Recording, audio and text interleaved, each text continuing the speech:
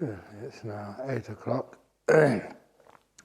So I can begin this morning's Dhamma talk. We're getting towards in the middle of our 9-day retreat now. Time goes very fast if you watch the clock. But sometimes in meditation you don't watch the clock at all. You just enjoy this moment, and time can go very slowly but very beautifully and very perfectly. And of course that's always the best thing to do. And so we try never to think how much time has gone past, never to think how much time is left. It's just how much time do you have now? And it's a strange thing that if you come into things like the present moment, to really allow the mind to settle in the now, it's as if there's no time at all. As if you're squashed, the past has disappeared, the future is not here. You've got this one tiny moment of time. It's not even a second long, it's just now. But that present moment appears to be infinite. It doesn't have any measure to it. And it gives you a great sense of freedom. It's weird. If you ask a person, can you put your mind in the prison of the now? No past, no future, just in this jail cell of the present moment. That's one way of looking at it, one way of perceiving it. But in reality, it feels like you've got all the time in the world. There's that old mathematical contradiction that zero is just so close to infinity. That nothing is without time, is without space, is without measurement. It is a measurement which causes us much of the problems. But nevertheless, today I did give a bit of a talk yesterday about the five hindrances. And of course there's a sixth hindrance, my mask. That's only a joke, okay? So I usually wear it as much as possible. But anyway, those 5 hindrances, but you can understand sometimes the mask, it just means you cannot hear properly what I say. Sometimes first of all, you can't breathe as comfortably as with the mask off. Sometimes it can be a bit of an irritation, but if you notice, you get used to it after a while, and it doesn't feel to be an irritation at all. And that's like some of the hindrances which we have. Sometimes we get used to it, we think, it's not much of a hindrance at all. No, it's just the same as everybody else. So to actually really know the hindrances and to know exactly what they are and where they come from and where they fit in the good old Eightfold Path. I did mention that is the prerequisite before you do Satipatthana practice. Vinaya lokaya bija domanasang. Having restrained the 5 hindrances. And I never mentioned yesterday that even though that was obvious when I started reading the sutras in Pali, that the first hindrance was a synonym for lokaya bija, or lokaya bija was a synonym for the first hindrance. But also domanassa, the second word in the Satipatthana Sutta, was also in 2 suttas was a synonym for the second hindrance, which is the ill will. But more than that, I remember just when you really got into the study, that if you look at the 2 Satipatthana Suttas, the Mahasatipatthana Sutta in the Digha Nikaya and the ordinary Satipatthana Sutta in the Majjhima Nikaya, in both of their commentaries, the commentaries are the explanations. And the explanations are said specifically. The Vinaya loke abhija domanasang, loke abhija domanasang, refers to the first 2 hindrances of the 5 hindrances, and it is just the idiom of Pali that if you mention the first 2 of a well-known group, then it includes all the others. So even the people who wrote the commentaries to both Satipatthana Suttas confirmed that that means having restrained, limited, trained so the five hindrances are not strong. That's what you have to do before you embark on the Satipatthana practice. So how do you do that? And I did mention if you do achieve a jhana experience, or even nimitta experiences, strong nimitta experiences, you do find those five hindrances are just gone for a long time. I mean, they really are gone. To do Satipatthana, they just have to be weakened a lot. Otherwise, you do the mindfulness of the body. Are you really aware of the body? Or are you just in denial of some things? So often, if a person's got something which they're afraid of, say a cancer or a tumour, oh, it's not cancer, it's not a tumour, because that's fearful. And because of that, you'll be in denial to it. It's natural.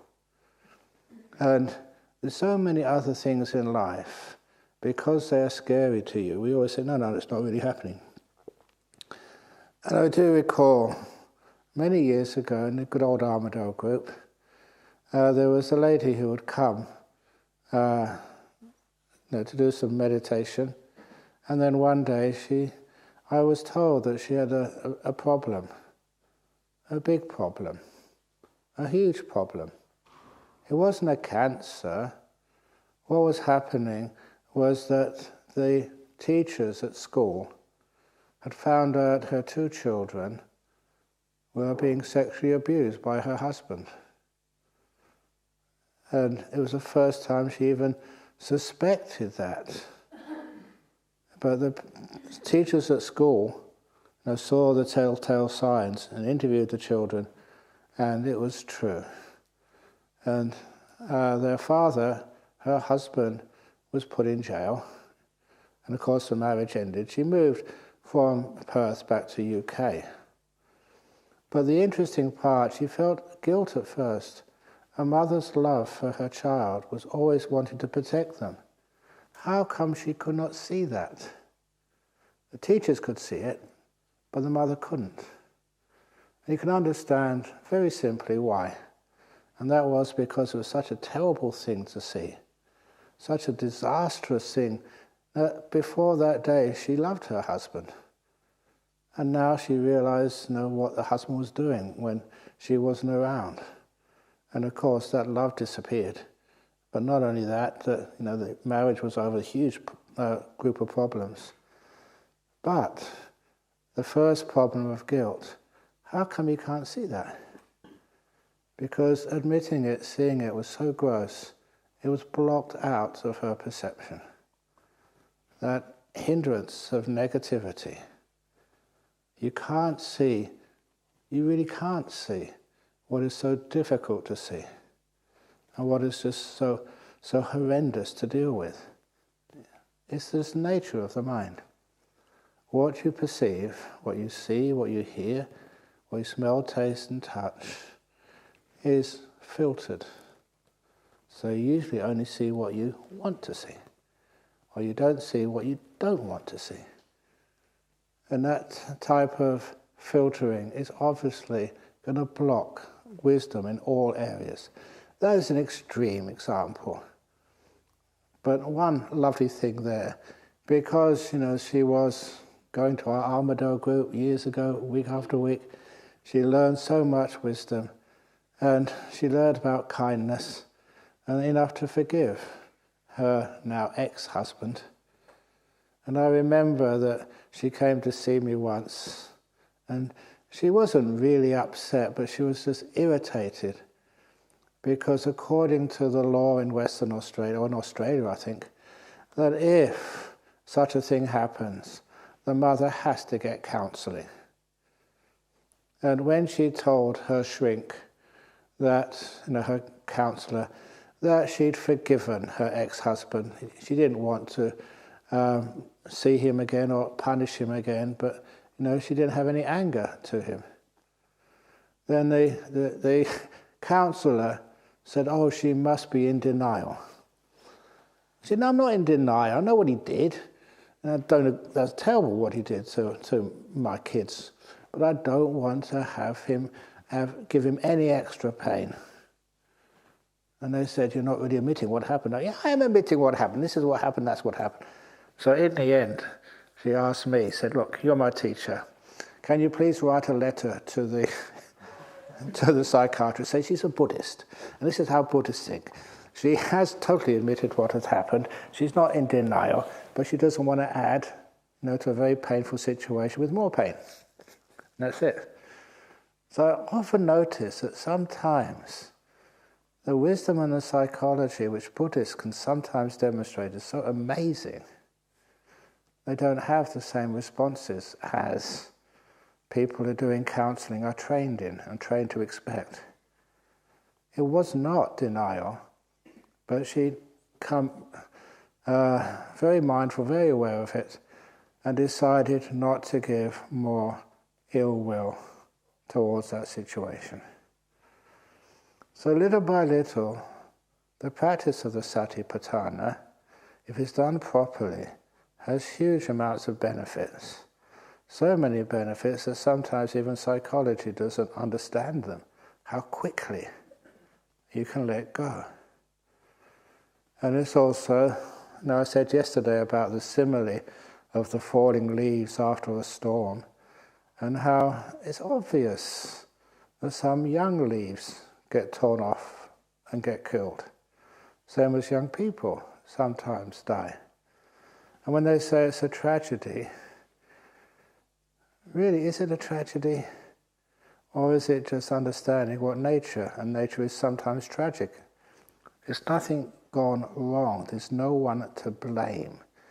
Don't blame yourself, don't blame others. And sometimes those attitudes which we get by understanding wisdom in our own mind change the whole response system, and we can be peaceful and get on with our lives. I'm still surprised when people die, just how people overreact. Death is normal. It's part of life. And for those people who understand and accept the truth of rebirth, it is a truth. I can stake my life on that. But the point is that when it is accepted, it takes the whole idea of death and gives it another sort of interpretation, another look. If you have an old car, or the car gets in a crash and is unfixable, what do? You get a new one. And especially if you've got good insurance, then you can even get a better model next time. And in that simile, your body is your vehicle in this life. It's not you, it's just the vehicle in which you live for this life. You don't know when it's going to die, but if you've got good insurance, means you make good karma, you're good people. Then it means in your next life you'll probably get a better model, an upgrade. And you don't have to worry about an old body, which is really hard to look after, and very heavy and very slow. So sometimes you look at life and say, oh, my mother died recently, and she's just upgrading her vehicle. And you put it, and it's not a joke, it's like putting it in another way of looking, in a modern simile. So you know that its insight is happening if it solves problems, if it creates more peace and happiness in this world, and in your world too. The sign of insight is peace, freedom, happiness, problems disappearing. If just the sign of insight is more problems, then there's something faulty there. So sometimes you can measure insight by how much peace it gives you. Real big insight leads to a great deal of ease in calming your own mind. You can get peaceful very easily because you understand how the mind works. So that's one of the reasons why that to get that clear insight, we have to first of all just limit those 5 hindrances. And especially the first one is a big one. And even like sometimes people here will think, oh, maybe Ajahn Brahm, that's a big one. But what about the sloth and torpor, the sleepiness? I'm not sure about you, but when I first started meditating, sloth and torpor was a big problem for me. I always had good karma, so when I was in any meditation retreat, I was never the chief, the top nodder. I was always number 2. And so one of the teachers, I remember, would interject, say, Gary, you're falling asleep. Oh, sorry. Brahm, you're falling asleep. Oh yeah, but I was always number 2, never number 1. So I never caught the worst of it. Same as in that Zen retreat.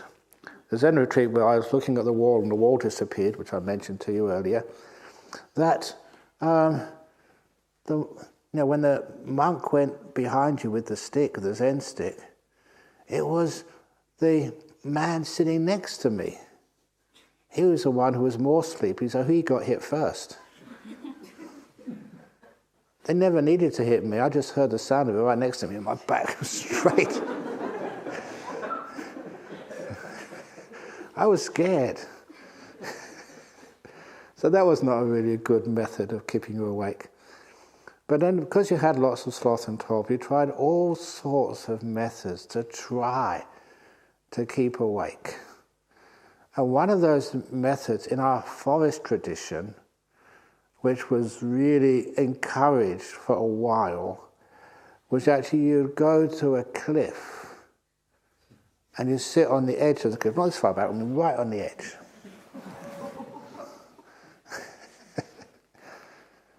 And the monks who survived said it worked. You get the message. The ones who didn't work, and you never heard from them again.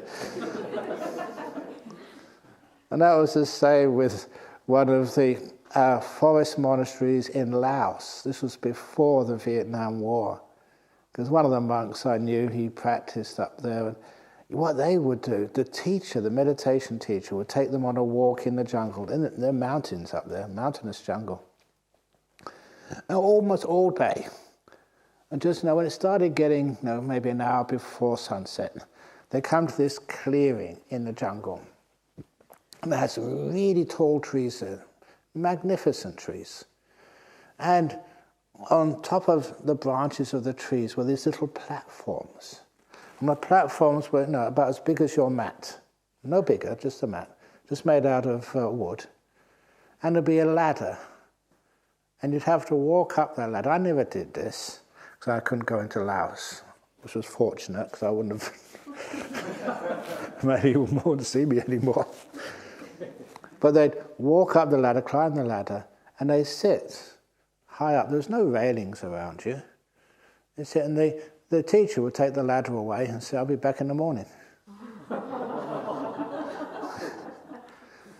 And that's what they would do.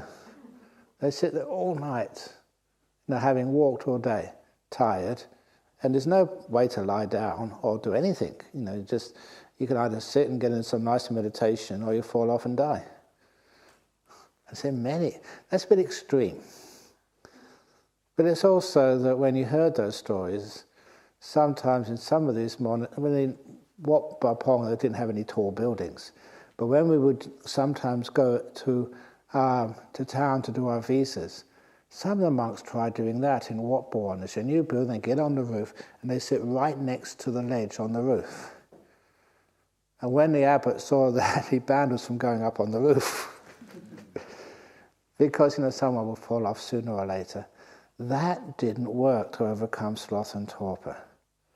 Another thing we would do, I haven't got any matches over there. We get a box of matches, take off the lid. So you just got the tray with all the matches in it. And you put it on your head when you started meditating.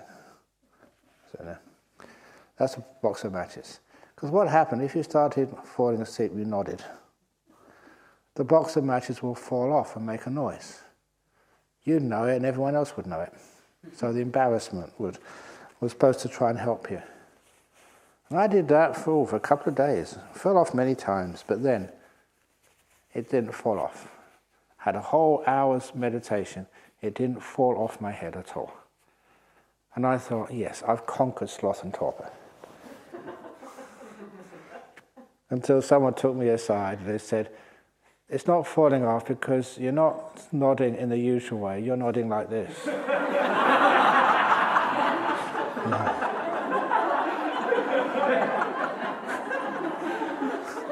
That is how tricky your brain is.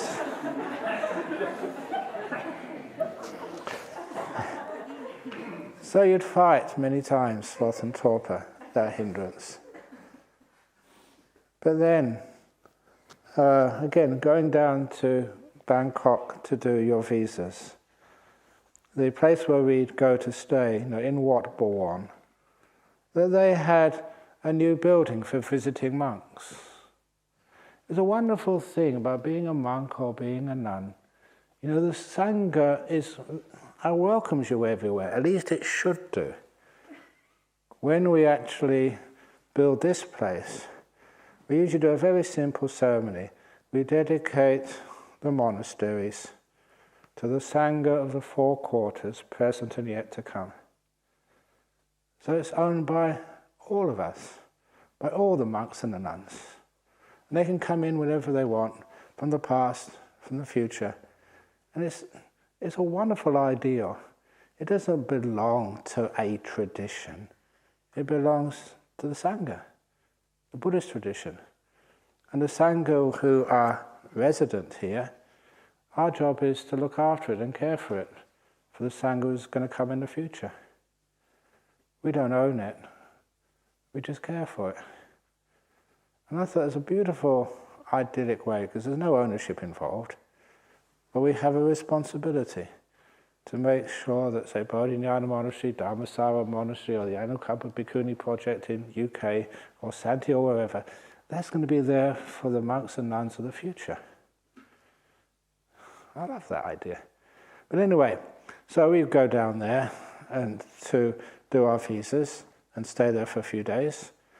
But we found out that they had an air-conditioned lecture room where they would learn stuff, the intellectual stuff. And so because we'd always get up early in the morning as forest monks, we said, can we use it just early on before dawn to meditate? I said, oh yeah, why not? So we got the key and we would go into this air-conditioned room early in the morning for a couple of hours of meditation. I just couldn't believe it. I had no sloth and torpor at all. And it was for 2 or 3 reasons. The first reason, down there, Ajahn Chah was a long way away, so I could go to bed whenever you want and get up whenever you wanted. I was sleep deprived up in the northeast. You're supposed to only do 4 hours sleep a day. I got about 4.5 hours, 4 hours and 20 minutes, and that's the limit. But down there you can get 5 or 6 hours. And it was comfortable. There's no mosquitoes in your room, so you could get a full night's sleep. And you had decent food. And I've said so much about the really terrible food which you had up in the northeast of Thailand at that time. The frogs and rice and stuff like that, and that's one meal of the day. Sleep deprived, and when you went into that room to meditate, it was air conditioned. It was cool. In the forests of the northeast of Thailand, it was always hot, humid, and just the air was very close. And which meant that you were always sleepy. It was the situation, the air, the food, and the rest wasn't enough. And I realized that was the cause of my sloth and torpor. It wasn't I wasn't putting enough effort in. It was just the situation around you wasn't conducive. And that was very important for me when I, again, built this place. You cannot have the best temperature which fits everybody. That's why you do have You've got an air conditioner in here. If it's really hot, you can put it on. You can go into your room. You can go even into your bathroom to meditate, because that's got lots of tiles, and that's much cooler.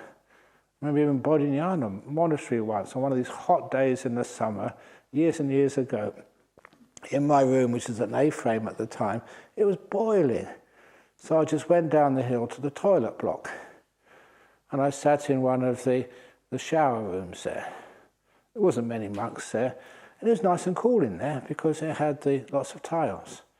I was getting into a reasonably deep meditation when somebody used a toilet next to me, and the noise from that was something which I could not ignore and spoiled the whole ambience of the cool, peaceful. Honestly, this is what happens. Oh, crikey. No way I can really get in deep meditation here. You don't know when somebody's going to unload.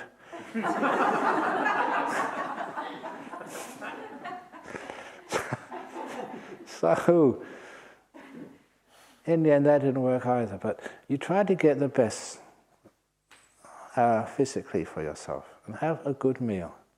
I always remembered that when the Buddha became enlightened, he started off by having a really good meal. It was a meal which was actually made for a heavenly being.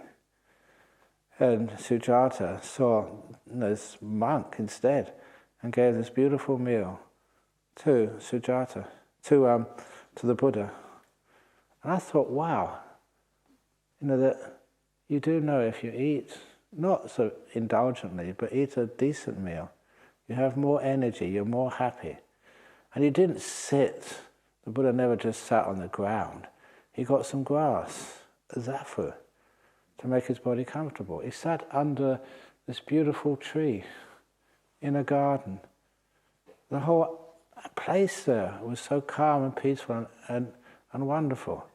And even in some of the instructions, he was saying there's wonderful places with not too many mosquitoes, not too many flies, cool, quiet, the best places to meditate.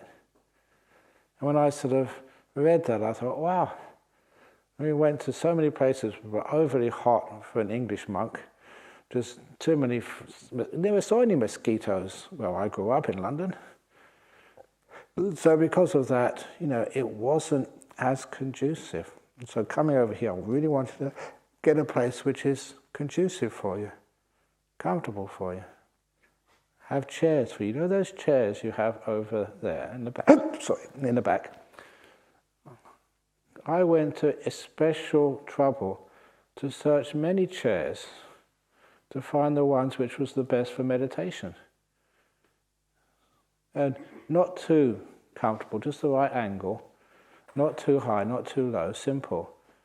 But I went to a lot of places until I finally found this place to get those chairs, and also some chairs with the armrests as well. You don't all need armrests, but if you tend to lean over in the meditation, those armrests can protect you. So little by little, you want to make this place comfortable for you. And the reason is because you get much better meditation when you're sitting comfortably. And that's one of the reasons why that probably overcomes sloth and torpor more than anything else. If you overindulge, of course, you get sleepy again. But if you just don't torture yourself, you find what's called the middle path, the middle way, between the extremes of indulgence and the extremes of, we'll actually say the Atta Gilamata Nu Yoga means practices which tire and exhaust you. Kilamata, it's exhausting, tiring practices. It's not torture, it's just, after a while, you're exhausted by forcing and trying so hard, and that gives rise to the sloth and torpor. But what I did in those early days, because I didn't really understand the insight into these 5 hindrances and where they come from and how they're overcome. They're not overcome, they're understood and then they're transcended. I tried to fight my sloth and torpor. I said with the matches on the head, I made my body really straight, right, I am not going to nod. I'm going to stay straight.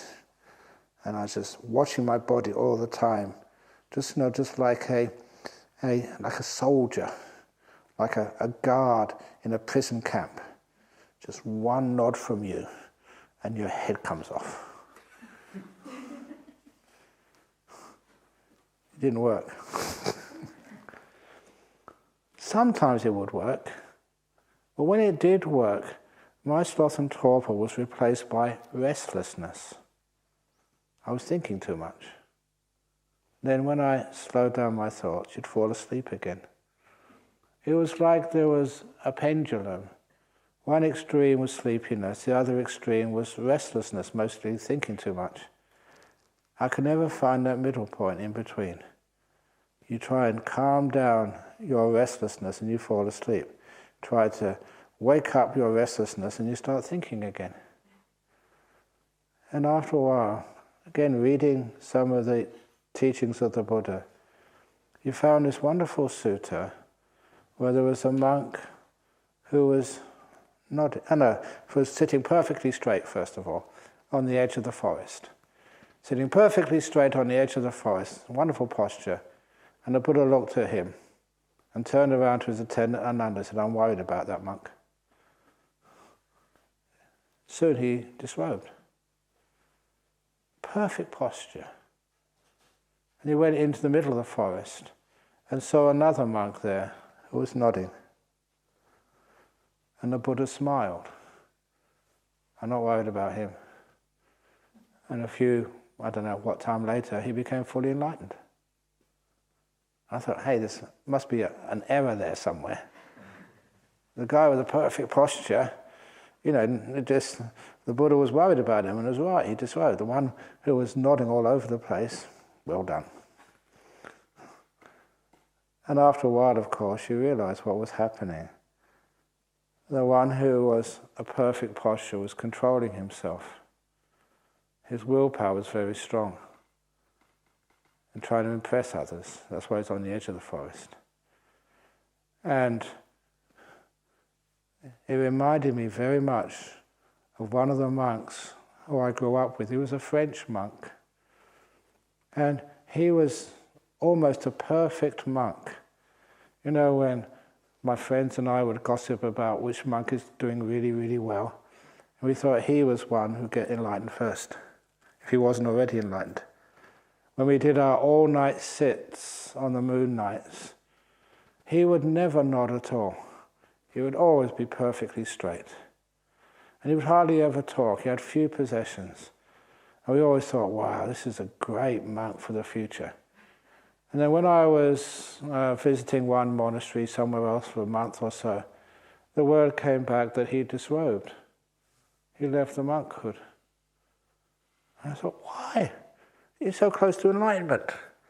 And then, of course, when we started talking with him, he said to me, because he was very close to me, he said, sometimes, I'd open my eyes, Ajahn Brahm, and I'd see you half asleep while you were meditating. Or maybe not half asleep, maybe 75%, 80%.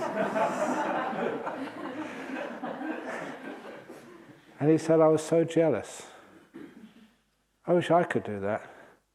I was so afraid, so controlling myself, so worried what other people would think of me, that I forced myself, to appear like the perfect monk. And he did a good job of that. He did appear like a perfect monk. But he said it was so much stress that after 4 years, I couldn't take it anymore. So I disrobed. And the amount of compassion I had for him was huge.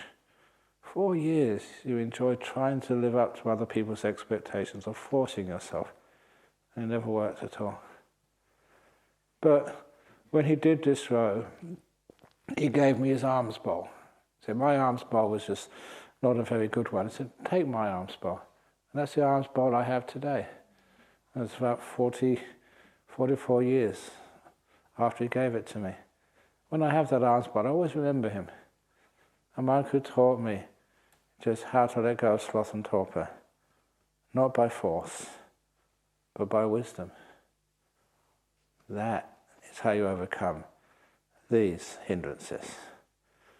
So what I did was I was sleepy. I thought, it's obvious, of course it's not my fault. I was an English monk, I like the cold. This was really hot in Asia. In Thailand they had 3 seasons. The seasons were the hot season, the very hot season, and the hot and wet season. Honestly, there wasn't any cold season. And so I had to adjust the temperature.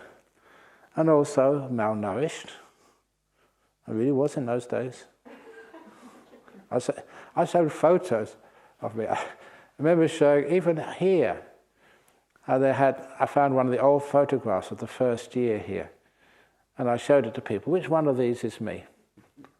And they all got it wrong. They couldn't even recognize me. They thought it was another monk.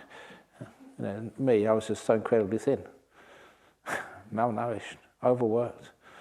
No, I'm not malnourished, but I'm still overworked. So instead of trying to fight sloth and torpor and the tiredness, I decided to understand it and be with it and not fight at all. And that amazing thing happened. You were sleepy and you weren't embarrassed about having your head right down here. Then after a while, because I was just mindful, aware of this, and kind, I wasn't going to try and stigmatize sloth and torpor. I was just going to know it as best I could. And little by little, second by second, minute by minute, the head started to lift up by itself. The energy came back. And soon the energy was so good, I could sit straight with really good mindfulness and no restlessness at all. I didn't fight, I understood. And because of that, the sloth and torpor vanished. No, it came back again other days, you didn't have enough sleep or something, but then you understood how to deal with it. Please don't fight these things. Meditation is not a war, it's not a battle. It's won by understanding. You know, they have this image, or this, what is it called, this metaphor of like Mara. Mara is a thing which is always trying to deceive you, overcome you. It was the symbol of the thing which tried to stop the Buddha sitting under the Bodhi tree, and it's one of the reasons why we got our city centre in a suburb. No La Mara. Anyone who's Singaporean or Malaysian know that La is what you add to emphasize something. Are you happy, La?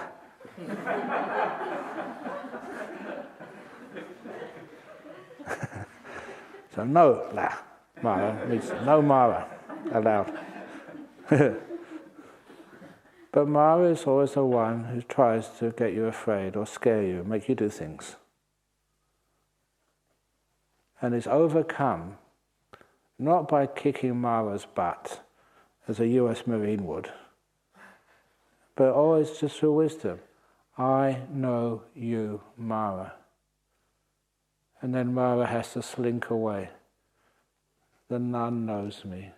The monk knows me. It's through wisdom these things are overcome. And I always was just, yes, this is not how I, as a Westerner, was trained. If you want to get something, you've got to go for it. Kick butt. Get rid of all the enemies. You make it yourself. You're going to create a monastery. You fight for it. Was that convincing? I hope it wasn't. But that's not how it works. The kindness, the wisdom, the knowing, that's what makes it successful. And that's how you overcome the hindrances. I know you, sloth and torpor. I know you, restlessness. I know you, wanting. What do you want? One of the little similes is to actually ask you, In your life so far, in all the years you've lived, what are the happiest moments of your life? I mean, really happy moments. You have that, if I asked you to take 3 moments, which was just so beautiful, so wonderful, what moments were they? If you've had, like, you've won the lottery or something, you suddenly become a billionaire, or you've fallen in love or something, that doesn't actually make it to the best 3 of your life. The best 3 of your life is sometimes the most ordinary places. I remember when I asked that question to myself years and years and years ago, I just remember just going a lunch hour, just going to a lake in Kensington Gardens, and just sitting there quietly and feeling so content and happy. And I looked at that time, and there was not anything I would want to change. There's nobody who was missing. I wouldn't like to have anybody else here or get rid of anybody else. It was just a beautiful, peaceful day, and I was content, really content. And those moments when you don't want anyone else to be here, or you don't not want anything, and you're just perfectly at peace. And it was like deep contentment, totally unexpected. And there'll be a few moments like that. You don't need expensive stuff. You don't need this person or that person. You're happy. And after a while I realized that's what we call moments of freedom from wanting. You don't want anything in the whole world. You're just peaceful. Of course, you could improve it. You could get all sorts of other stuff there. But it was so beautiful, I didn't need it. The contentment was really rich and solid. And that's one of the reasons why, even as a young monk, a young man, I realized you don't get such happiness through achieving and satisfying all your wants. You get that happiness by being free from wanting. A wonderful satisfaction of being free from desires. Just for a short time. And of course that is one of those similes for those who haven't heard it before. What is deep meditation? What is enlightenment? Because those deep meditations, even the first jhana, the Buddha explained it or described it as Sambodhi Sukha. Sambodhi means enlightenment. When I read that, I thought, hey, that must be something wrong.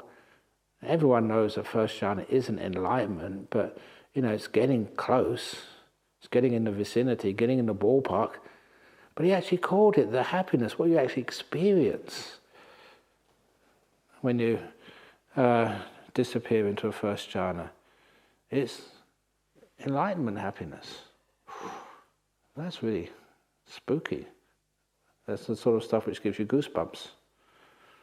And he said that simply because it's the happiness of very, very, very deep contentment, close to enlightenment. And the reason it's close to enlightenment, when you understand what enlightenment is. And to do that, when many people would ask me, Ajahn Brahm, what is Nibbana? What is enlightenment? And the best simile, and again, you've all heard this before, but I'm emphasizing it now. The best simile is the 5 children playing the wishing game. If you had a wish, what would it be? The kid who comes up with the best wish would win the wishing game. First kid, a new computer game. Second kid said, no, that's not going to work because after 6 months or something, there'll be a new game come out. So if I had a wish, I'd wish for my own computer game shop. If I own it, when the new one comes out, I can get it. The third kid said, no, that doesn't work either. Even though I can have access to as many computer games as I want, my mum will never let me have the time. I've got to do my homework first. And so the third kid said, I wish for $1 billion US. Of With $1 billion, I'd buy my own computer game shop. And then I'd buy my own school. If I own a school, and I'm the one who pays the headmaster and all the teachers, they can't write letters to my mum saying my grades are going down. They can't sort of say that I need to work harder. If I own the school, I don't need to go there. And after I graduate from the own school I own, they do have honorary degrees and so I can buy my own university, give myself an honorary degree. So I don't need to do any work at all. I can spend all the day doing computer games, what I like. And if my mum and dad finds out, or if the government has all these laws, I'd fund, give donations to this political party. So my political party, the free computer games without having need to go to school party. So that way I can find ways of just enjoying myself. So that would be my wish, $1 billion. And the fourth kid said, no, I could do better than that. Fourth kid said, if I had a wish, I would wish for 3 wishes. That's a wish. For my first wish, I'd have $1 billion. My second wish, I'd have, what was it? What's the second wish? Now, for my first wish, I'd have my computer game store, franchise, many stores. My second wish, I'd have $1 billion. And the third wish, I'd have 3 more wishes. That way I can go on forever. Beat that. And it's actually a very beautiful simile, this, because it's a little story which people can understand. And it lets you understand about what happiness is and what enlightenment is. And so that was the fourth wish, an infinity of wishes, always granted. And the fifth kid beat that very easily. If I had a wish, I wish I was so content I never needed a wish ever again. That's Nibbana, enlightenment. You're so content, you don't need wishes. The freedom from desire. The fourth kid had the freedom of desire. Whatever you want, you can get it. That's not a happiness at all. That's power, but not happiness.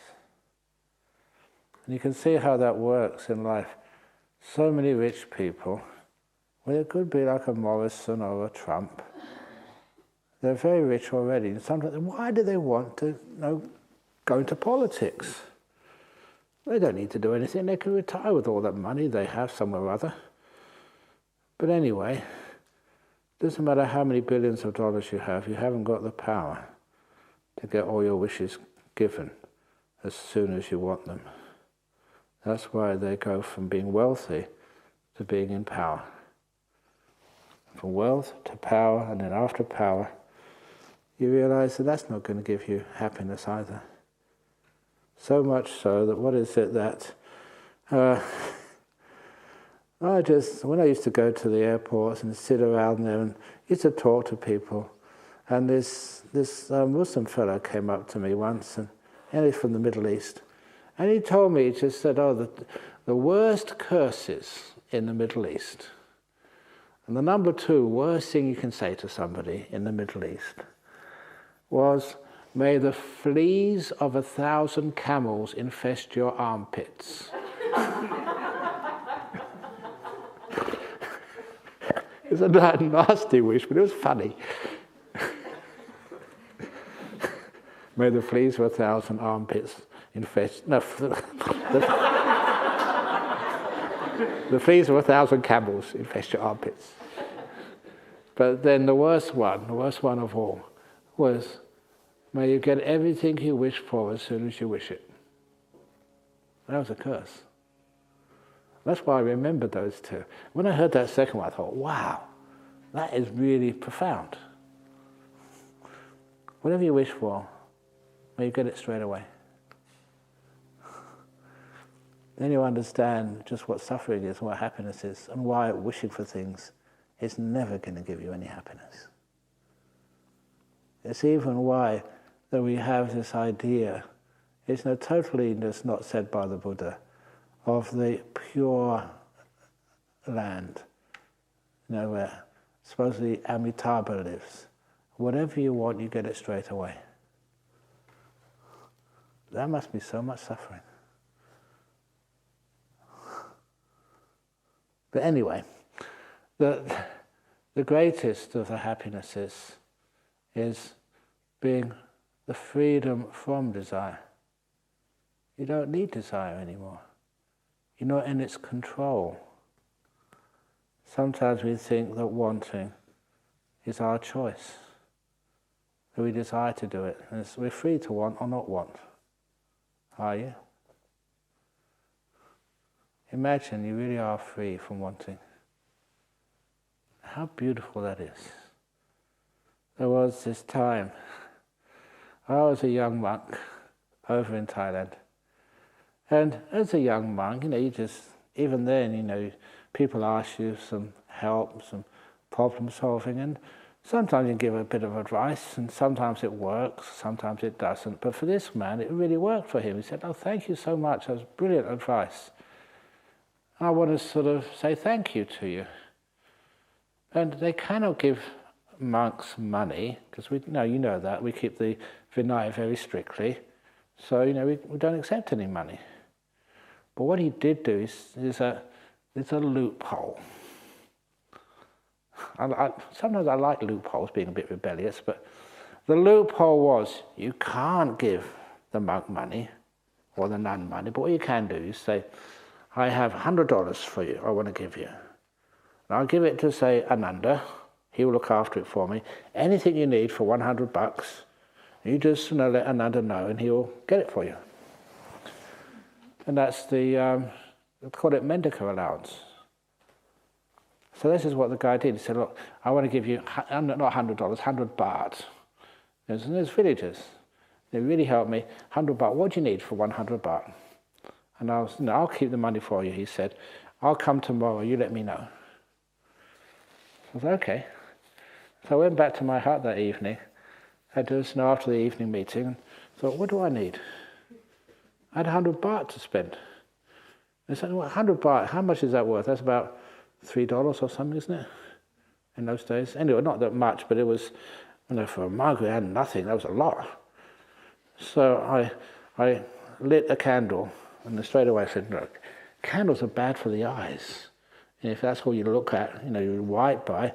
So I said, "I want one of these little lanterns, with the oil." And he said, "Not just a lantern, because even I was writing with a pencil. That's not really nice to write with. Like just an ordinary biro pen, it's a ballpoint pen, not an expensive thing, but just an ordinary pen." That was my number 2 on the list. And I was actually writing this out on the back of a mosquito repellent coil on the wrapping, because I didn't have any paper. So I said, just an ordinary exercise book.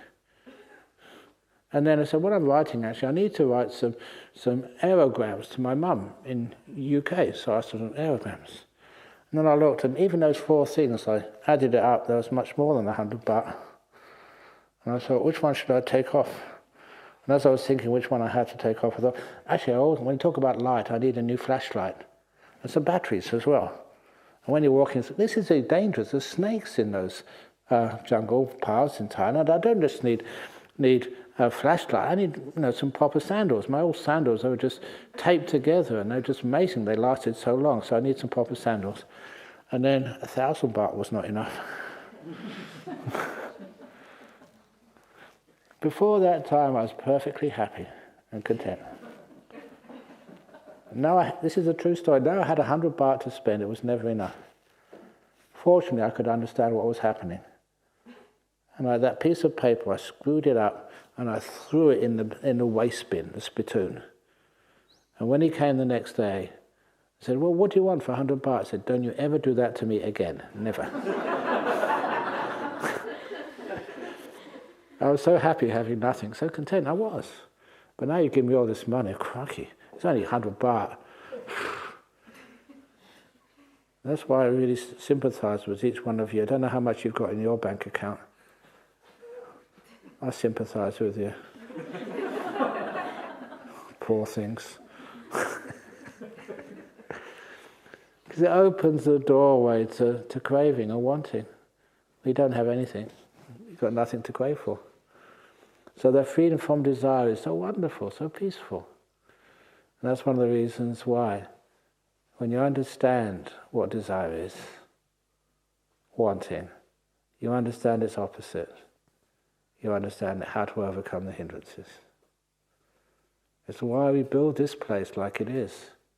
What do you want here? You got water in the tap. You got food coming in a short while. You got tea, coffee, juices, whatever you want. You got a nice room. There's no rent to pay. Nothing to do. Do a little bit of cleaning when you want to. Everything is for free. You don't have to put money in the slot to wash your clothes or to go to the toilet. Nothing is money orientated here. It's peace orientated. Freedom from desires. Not the freedom of desires. Can you touch that and taste that, what it's like? See, you don't want anything in the whole world. Comes, it comes. Doesn't come, it doesn't come. Perfectly at ease, no matter what happens. That freedom from desires, overcoming that first hindrance. That's so wonderful.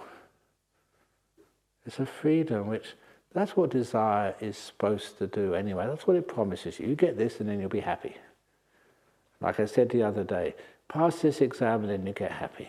Get your house, then you'll be happy. Get your car, get your investments, get your superannuation, get your...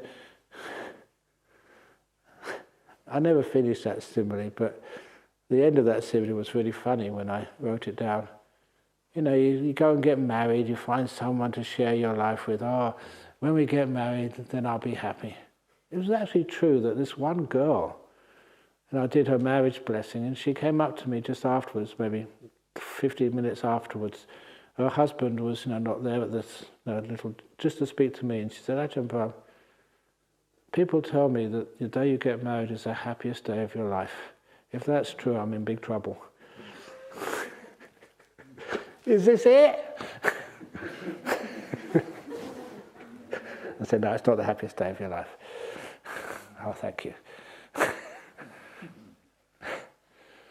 But then you think just, when you retire, because when people come to monasteries like this, they're mostly retired or getting close to retire. When I retire, then I'll be happy. And what do you do when you retire? Then you volunteer to be secretary of the Buddhist Society of West Australia. You don't retire. We don't leave you alone. He's our secretary next year after the AGM. Oh, AGM's only a week or two away, isn't it?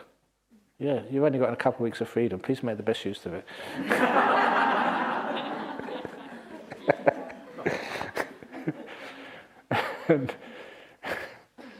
and then what we think.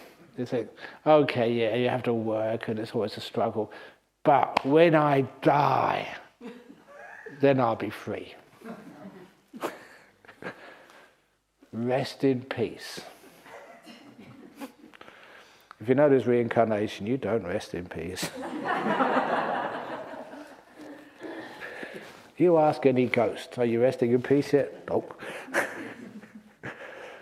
So little by little, I always thought this when I was young. Why do you have to die before you can rest in peace? Can't you rest in peace now? You can. So that's why, if you want to put a sign on the door of your room in your cottage, put there R.I.P. me. Rest in peace. Why not? You're resting. You're not going anywhere trying to achieve anything, trying to get anything. You don't need anything. You have this beautiful peace. That people think you're weird and you're strange, but actually you're very wise to rest in peace while you're still alive. It's called meditation. So little by little, we understand that hindrance of wanting, hindrance of ill will. It doesn't do anything to anybody. I like the term ill will, because will is ill. If you want something, you're sick. If you don't want anything, your mind is free and healthy, just happy. So anyway, those are sort of the hindrances. And I was going, crikey, 9 o'clock already. That's what I said at the beginning over there. When you really get peaceful, this time has no meaning for you until you look at the clock. But anyway, so those hindrances, where they actually are overcome is what you do even before this, the satipatthana. The other factors are just the right view. First factor. Second factor of right motivation. To renounce, to be kind, to be gentle. The 3 right motivations, sammasankappa. And all the precepts you do, the right speech, action, livelihood. You do the livelihood not to stimulate yourself, but to have simplicity, harmlessness.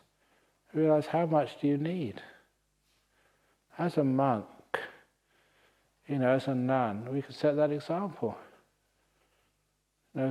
You are apparently going to go into my cave in a day or two's time, is that correct? Tomorrow, excellent. I'm not going to tidy it up. As you see it, that's how it is. And because that's where I spend a lot of my time. And please, Nicholas, don't tidy it up for me. Just leave it as it is, please. Because sometimes he goes in there and tidies up. Well, even worse than that, I remember when Burr was around. Burr's a very wonderful woman, but when we were trying to raise funds for something or other, they get some stuff from my cave. And so I remember just going in there once, and I didn't know she'd been in there just taking stuff for some auction for something or other. And then, hey, where's my blanket gone? This is not my cushion. But it's all for a good cause, I didn't mind. But keeping it simple is just so freeing. Still remember even when I was not staying in the cave yet, in one of the huts I was staying in. And then some people came for visits, just some group, how do monks live? And I took them inside my hut and they came out after and said, wow, is this actually where you live? See, this is it. It's all my worldly possessions are in here. They said, wow, I wish I lived in a place like this, that I get all my housework done in 10 minutes. Instead of all the housework you have to do in big houses, crikey. So keep it small, keep it simple. Have few possessions. And that helps you weaken your hindrances. It's called restraint. And don't think you have to get these things. Have to get the most modern of this and the most modern of that. The old one you have is sometimes the best. Even old cars. Old cars are really good because you can leave them unlocked and nobody steals them. No self-respecting burglar will be seen trying to break into a car like yours. I still don't remember it happened to us. We had this old vehicle. It wasn't that old, but it was old enough. And one of the Anagarikas, doing something in town, so he said, this is a really nice place to get some lunch, Ajahn Brahm. And so we went into this cafe and he brought me some lunch in there. And then when we were just finishing, he couldn't find the car keys. He said, I've lost the car keys. And we looked sort of everywhere and they weren't on the floor. And I looked across the road. It was in Newcastle Street, in Northbridge. And it's a very sort of dangerous place. We looked across the street. We'd been in the restaurant about half an hour chatting away. And then we looked in the car and I said, hey, the doors are open. The engine is running. The keys are in the lock, in the car, in the ignition. He left the car. unlocked, the keys in ignition, and the engine going for half an hour in Northbridge, Newcastle Street. It didn't really matter because it was an old car. So that's the best security system for you. Get an old car. Anyway, I could talk too long. Anyway, thank you for listening. Sadhu, sadhu, sadhu. Hee hee hee. Dear, oh dear. It's not dear, it's cheap.